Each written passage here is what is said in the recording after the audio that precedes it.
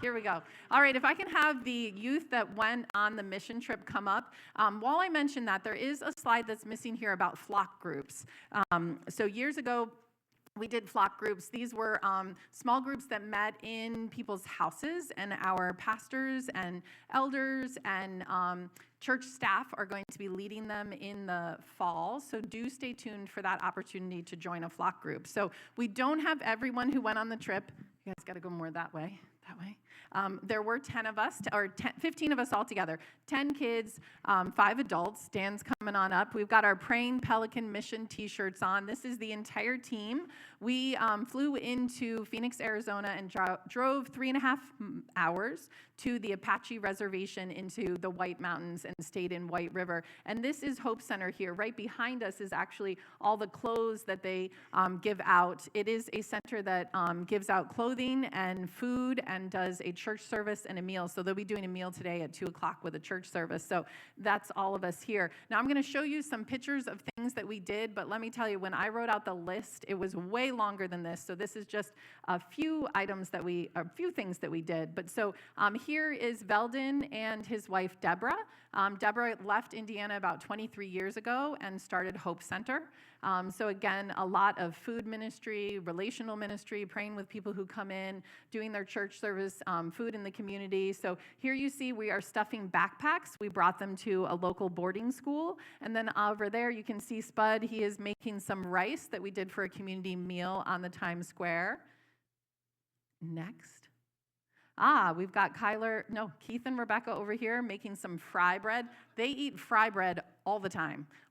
So all our kids got the opportunity to learn how to make fry bread. I think one of the days we made over 100 pieces of fry bread for one of the community meals that we did. And so you can see all the kids here serving the food at one of the church services that we went to. And then here we have Levi, Medic, and Kyler. There he is. This is a different church that we worked with, and we built them a countertop, and in the end under here were shelves. Super tiny church, but we filled a need that they could not meet on their own. And then over here you see all those clothes. While we were there were 2 different deliveries of used items, and so the kids sorted through everything and handed those out.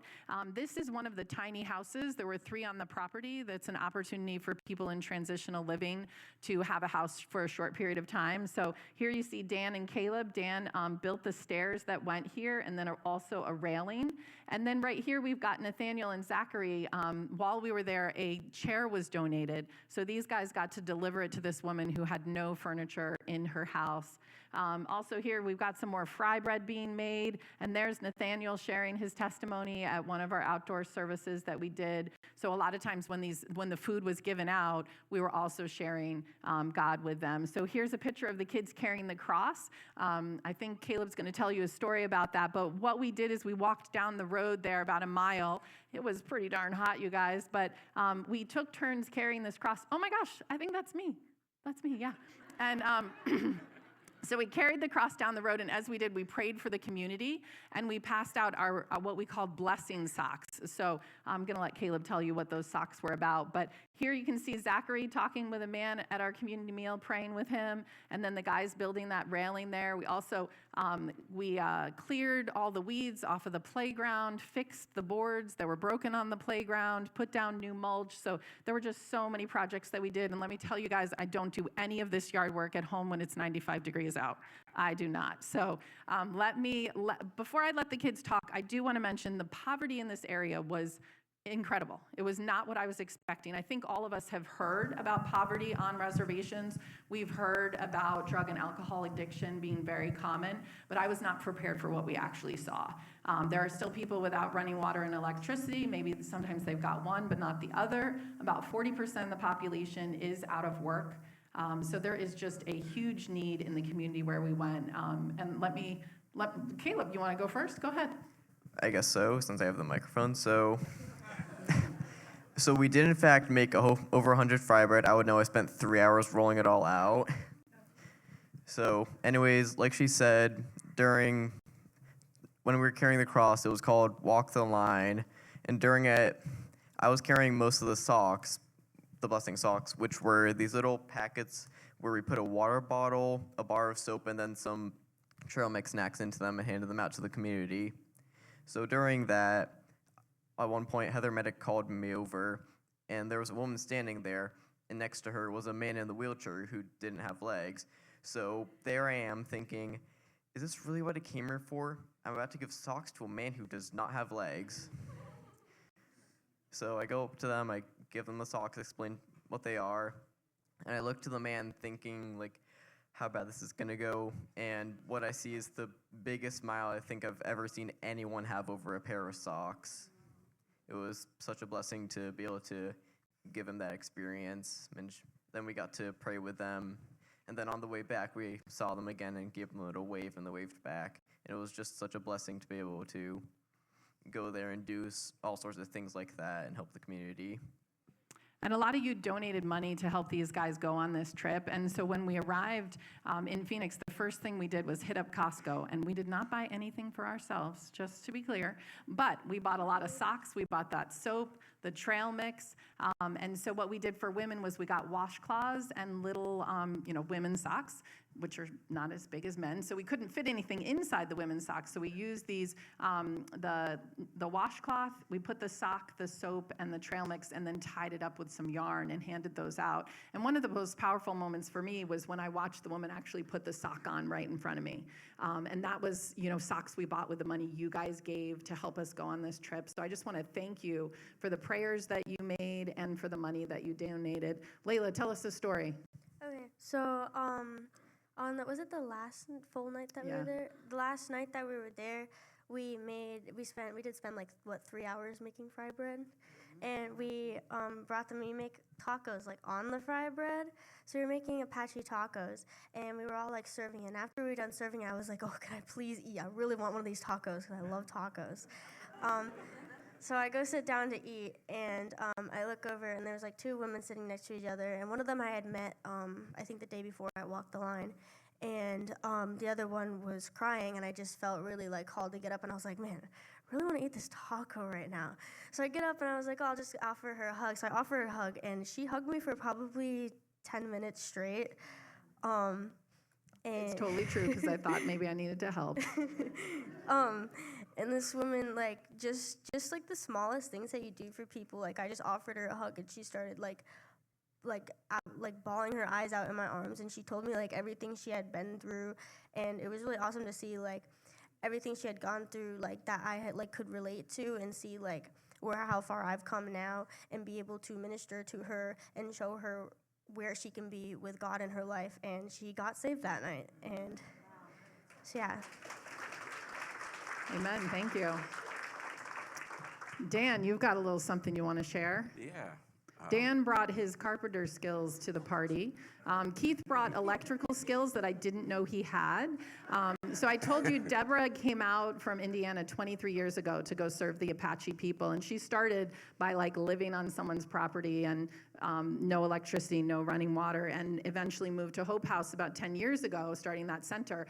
She has not had a dryer this entire time. Keith, who I didn't know had these electrical skills, hooked up a dryer for her. So, I mean, there's just so many awesome things that we were able to do. People are usually shocked when they hear that I do electrical. But Dan, tell us how. I didn't know. He hooked up a dryer. He hooked up a couple of fans. Ceiling fans. Good job. Yeah, ceiling fans. Despite scorpions. Scorpions, tarantulas, we were not prepared for those things. Well, when a couple of days before we left on this trip, I was thinking of how I could get out of this trip. I did not know this. Yes, I didn't want to go. So, but anyway, we got there, flew there. It was a little nervy, but we got there, and when I got there, it just totally blew my mind. I couldn't believe what I was seeing. I mean, the mountains, the landscape. It was like you see in the movies, but only I could go touch it. So the view was awesome, but the people were even more awesome. Everything that we did or even said to them, they took with open arms, and they were thriving for it. So for the first time, I got up in front of a bunch of people, which right now I'm shaking, nervous, and told my testimony. So that was a first for me. It was a first to go on another reservation, a tribal reservation, other than what I have up here in New England as far as the Wampanoag and the Pequots. And it was, I thought that our tribe was in poverty. Our tribe is rich compared to what we've seen out there, you know, and it just kind of like floored me, like a life-changing experience, honestly, because I don't have anything to complain about as far as being a native compared to what I seen out there. They need a lot of help, you know, and like she said, no running water, no electricity. The first 3 days that I got out there in the morning, I woke up. I guess that's the best time to work because I seen guys next door putting on a roof, and it took them 3 days for a roof, maybe the size of those chairs right here, and a little bit, you know. So I guess what they were using was whatever they could get, you know, for where we can go to Lowe's and Home Depot and buy 7 square of shingle and throw it up on my roof, which I haven't done yet. I'm in the process. That's me procrastinating. But anyway, Veldon, the host, brought me to his house and showed me the house that he has. It's probably a third of the size of this building. And him and his wife, Deborah, built it on their own, and it was just amazing. You know, I mean, they have the skills, they have, you know, the want and the go-ahead to drive, but they just don't, I don't think they have the resources and people to give them the resources. And from what Veldon was telling me, the BIA there also holds them back in a way, because he don't have any running water in his home. And from here to the annex building, another person lives away from Veldon, and they have running water. And the BIA wants to charge him $10,000 to put a line, 200 feet? So, you know, it's stuff like that. Keith and I helped build a countertop for one of the churches out there. It was the first church we went to, I believe, when we got there. And they just had like a skinny railing, maybe 12 inches wide.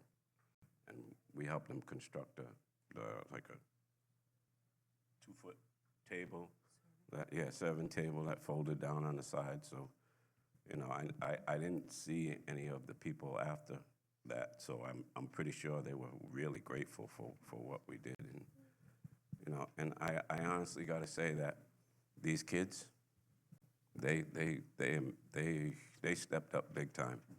You know, they were working with the spirit. They was just all out, you know, in the community, talking with people, you know, just giving them what they could and what they had as far as their knowledge and what we came there to give them. And that really shocked me. You know, I don't say that because I didn't think that they could. I say that because I don't see many kids doing what they did, you know, and you got to really give these guys a round of applause, because And I think what it really encouraged Keith and I as leaders is we all should be doing this, right? This woman, Deborah, is 73 years old, and she's doing it all. And I think that we want and hope that we can stay in touch with Hope Center and send more teams in the future. So be thinking about how God might use you in this way. You know, there's lots of ways that I serve here at this church, but nothing compares to getting out there, out of your comfort zone, and going and serving the way that we did. So I would just encourage everyone to pray and consider what God might have for you as our church gets back into short-term missions. And might I just say, when we first announced that we were going to do a youth missions trip, Dan and Tina were the first to sign up for the teen missions trip. And I don't know if you know this, but one of their daughters led worship for us this morning. And it just goes to show you, like, God can use anyone at any state, any walk of life. And we were super blessed. We will have been lost with the countless projects that they Tina led is us a cleaning machine. Thank you, Tina, right. for cleaning the boys' bathroom. And so God God called them for this trip, no doubt in my mind. And same with these youth. So as their youth leaders, so proud of them and all that they accomplished. And Praying Pelicans, the ministry that we partnered with that helped set us up out here. I was talking with the leader one night, and he was really, we were sharing back and forth, and one of the things he said is, how we're all called, Jesus said to go to Jerusalem, Judea, and the rest of the world. And Jerusalem is like the city where you're in. That's here. We're all called to do missionary work in the city we're in. Definitely, to witness and be a light in this world. Judea, that's like the rest of your country. So like we took this team somewhere else in our country and did a missions trip. And then the rest of the world. Not a lot of people in this room might be global missionaries. We got Tom over there. He goes all over the world, But if that's something that interests you, go talk to Tom, Faith-to-Face Ministries. If you want to be part of something like this, you can do that. And if you want, there's countless of opportunities local. So God can use you. Don't ever think that God can't use you for any reason, for anything you've been through, or any sin you've committed, or shortcoming that you have. You are loved, you are saved, and God can use you. So that's really my encouragement for you all. And thank you so much for helping to send us on this trip. I have one thing to share. So I like to write and journal, and what I did just to pull out all my impressions from our first day to our last day, I wrote out White Mountain Apache. That was the tribe that we served on the reservation. So I'm just throwing these words out here in that order, okay? And this was my impression.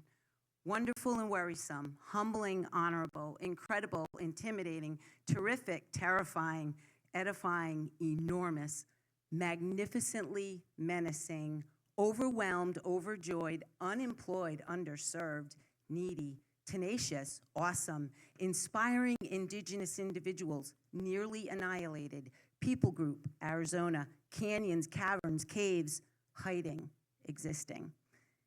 They need us, and we can be a blessing, right? We're blessed to be a blessing. So praise the Lord that we all got to do this and go on a mission trip, y'all. It's amazing, and we can bless folks. Bigger than giving someone a sock is giving them Jesus, right? And that was our ultimate goal, and that's what will ultimately change the people, is Jesus. So we invite you to consider what God might have for you in this next year. Thank you, everybody.